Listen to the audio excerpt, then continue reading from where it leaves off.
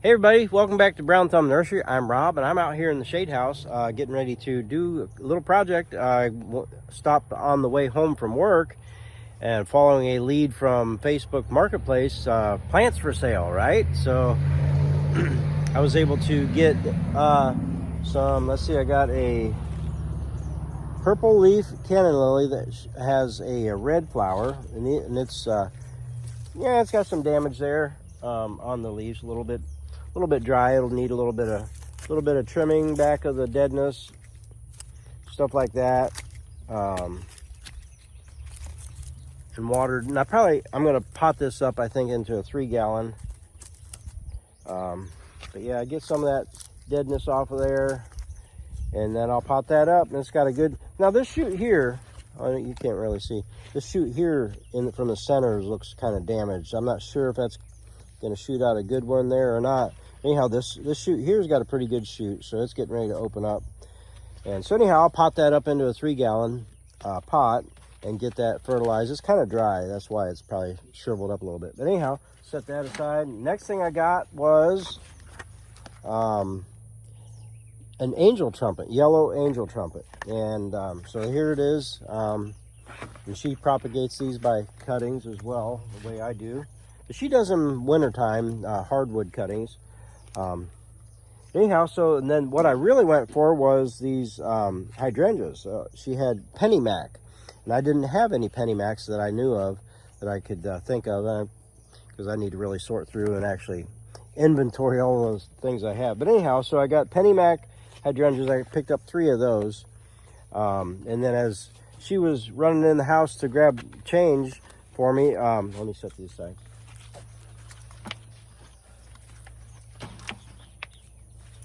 As she was running inside to grab change, we was carrying the stuff out to the van, and I noticed a couple more types of hydrangeas, and I asked her what they were. Well, I recognized that this was an oak leaf hydrangea, and so anyhow, I said, hey, you can keep your change if you let me just take a cutting off of that. And then we talked about this one. This is a PG, and I don't remember having this either. I'll have to go through, like I said, and inventory my hydrangeas. But anyhow, so I thought, well, I'll get some starts off of 2 more hydrangeas. So I thought I could do a quick video about it. So anyhow, here is the PG, and it's got pretty good cane. So what I'm going to do, this is doing softwood cutting, summertime softwood cutting. So what I'm going to do is start up here at the top, leaves, and I'm trying careful not to damage the top, but just take basically and strip all those leaves off of there like I generally do. And I take the leaves, those will go in the compost pile. And let me set this one aside for now and get me a tray. If you haven't seen me do hydrangea cuttings, what I do is I have these 50 count trays. I call them plug trays. That's about 3 inches deep. And you have 5 rows of 10 or 10 rows of 5. I'm not sure which it is, honestly. Anyhow, take my pine fines here that I have in my potting bed and fill those up just like I always do. And then there's not very much you need to worry about on these things, other than you're going to want to keep them moist and hydrated, you know, or in a humid environment, which I don't have that anymore. I have the shade house that I have sprinklers set up on, so that's my way of keeping them hydrated. So anyhow, got that all. Oh, you didn't even see that. But anyhow, I got that all filled up, and now what I'm going to do is take this here. I'm going to start from the bottom of the plant, and in fact, I'm going to cut this in half so it's easier to, so I don't keep knocking those leaves there. So I'm going to cut that at about 47-degree angle underneath one of those nodes there and set that aside. Now I'm going to start at the bottom here, and I can see there's a node right there at the bottom. So I'm going to use that as my first cutting and go up to the next node about 1/4 inch below that, and then now I'm going to take and stick that first cutting. You able to see that? Yeah, it looks like that. So then, just like I always do, check out all my other hydrangea propagation videos if you want to see more details of different things. I'm just going to do a quick video here about this. I'm just going to go all the way up that cane or branch, whatever you want to call it.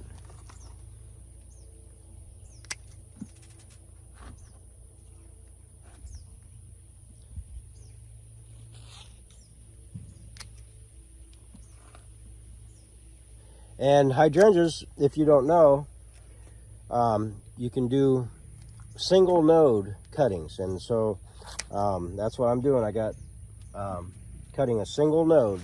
There's the node that's going to go underneath the soil. And there is that's a node, or that is a cutting. So now there are a few other things that I believe you can do single node cuttings, but I'm not aware of what all they are. But oh no, I just about dropped one. So anyhow, so there's that. Just going to go ahead and get these here stuck in here really quick.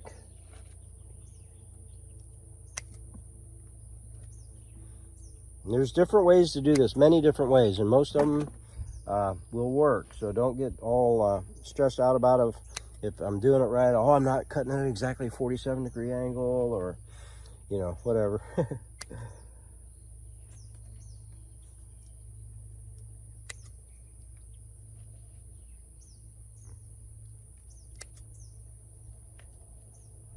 All right, now that I'm up to the top, I'm going to go ahead and kind of just, I don't want to damage the material up here. It's more tender, and so I'm going to go ahead and clip off more of those leaves. And I'm just going to actually, I don't have my glasses on, I can't see my, oh, I should have put my glasses on, I just chopped the top off. Oh no. Anyhow, so I'm going to go ahead and stick that one. That's got a couple nodes, but that's okay. Put that in there. Now, before I go on, I'm going to go ahead and label these from this side of the tray on over, so I don't get that mixed up. So let me do that real quick. Okay, I got that end all labeled up. I got 4 labels, you know, on all 4 corners of that. And then this here is the oak leaf hydrangea. I'm going to do the same thing too. I'm going to do a little different though, because this has got a few where it's starting to branch out. So I'm not just going to strip the leaves off of the whole thing like I did the other. So I'm going to cut this back. Every place where I see a branch branching off, so I'm going to cut that off and cut that off. Cut that off. There's just a big old leaf. Well, these got some big old leaves, don't they? You see these mostly out in the woods growing. Okay, looks like that's all the branching I've got. So now, there's one here. Man, I don't even know if that would produce. I think I'm going to just cut the leaves off and leave that node, leave that there, on there. So now I'm going to go ahead and start with the cane here. In fact, I'm going to go ahead and clip off or break off the leaves carefully. Now, you know, when you saw me strip back all those leaves on there, I'm not damaging the nodes underneath there. See, when I just strip that back, I don't know if you can see, there's still a bud right there. So that's gonna still produce branches, leaves, whatever it needs to produce. So I'm just being careful, breaking those back. And then that there, I'm just gonna clip off. You know, I'm gonna leave that one there. Kind of cute. All right, oh, one more right there. So now I'm going to just basically, now this is a harder wood all the way up to about here. You can see this is kind of the transition. This is the newer softwood here. This is down here is more hardwood, and it's not going to have as good of chances of doing. You can even see that the bark is like flaking off. It's that hard of wood. So, but during summertime, softwood cutting time, they're not going to have as good of a success rate. But anyhow, I'm going to go ahead and do them, and I'm going to start from this end of my tray this time, and leave the dead space in the middle. So I'm going to do basically the same way.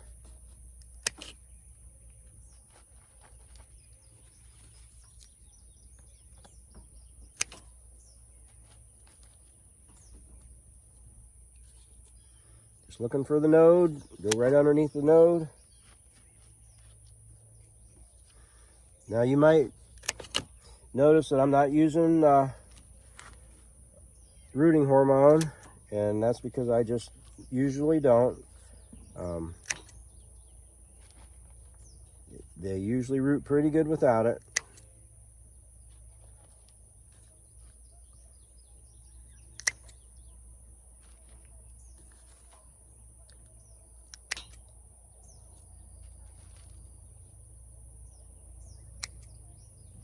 Okay, now this one here, the very tip, it's got this node here, and that node there, but it's too tiny to cut it in half, so I'm just going to leave both those nodes in together, intact. Stick that in there. And then here, now these little tiny branches that I cut off, I'm going to go ahead and deal with them now. I'm going to go ahead and pull the leaves off there. And you know what? I'm going to do basically the same thing there. I'm going to cut the leaves off, and that's 2 nodes. I'm going to use that as a cutting. That'll be just fine. In fact, this next one I can see is going to be the same way. Clip that off and that off. Trim those leaves off.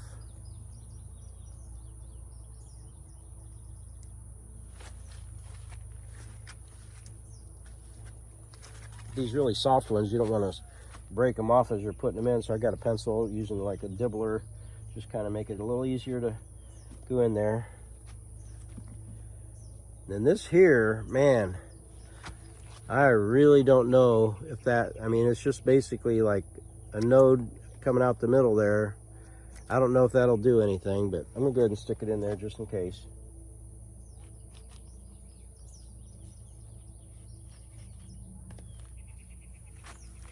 And the same with this one. So we got, looks like 2 nodes on this one as well. Get that. It's very tender too, so I don't know. Might work, might not. Having the 2 nodes rather than the 1 will help give it a little bit more plant mass, plant material, which will give it a better chance of taking root and growing. So, and then if you've watched my channel, you know next thing I do is get a tag for these. I'm going to do that real quick. I'll be right back.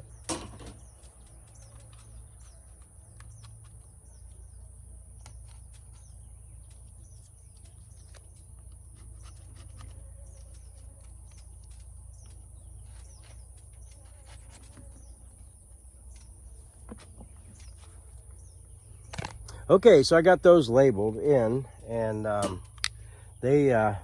ended up with 15 of the oak leaf cuttings and 20 of the, oh, what kind was that? PG. Forgot already. That's why you got to label your stuff, people. Come on. Oh, I got so many different plants. There's no way I'd remember. Anyhow, so next thing I do is I put a little bit of fertilizer in here. And I use a slow release fertilizer, high in nitrogen. But anyhow, I just sprinkle a little bit.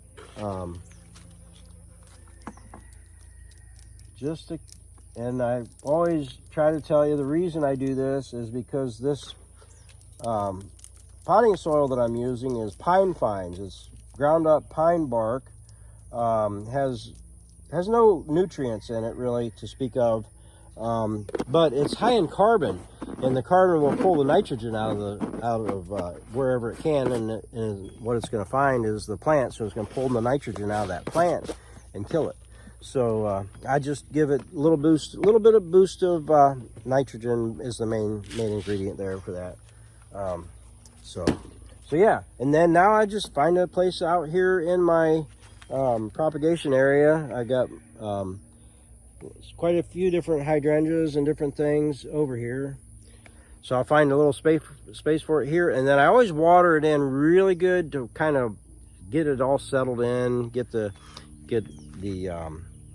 roots to, or cutting to make good contact with the soil medium, the pine fines, and also it gets that first activation of that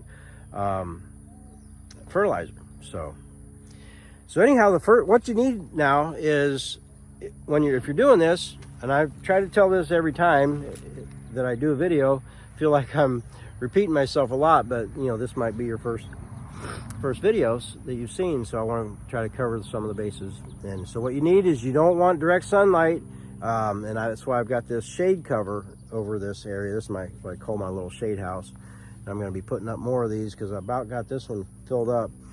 But you need shade and moisture, not direct sunlight. Direct sunlight's gonna burn them up. So that's about all I can say. I mean, you know, just keep them hydrated really good, and yeah, that's it. So anyhow, thanks for hanging out with me. Just a quick one here today. Hey, by the way, it's my birthday. So turned, man, the big 60 today. So I got to buy some plants for myself on my birthday. So anyhow, thanks for hanging out with me, and I will catch you on the south side. God bless.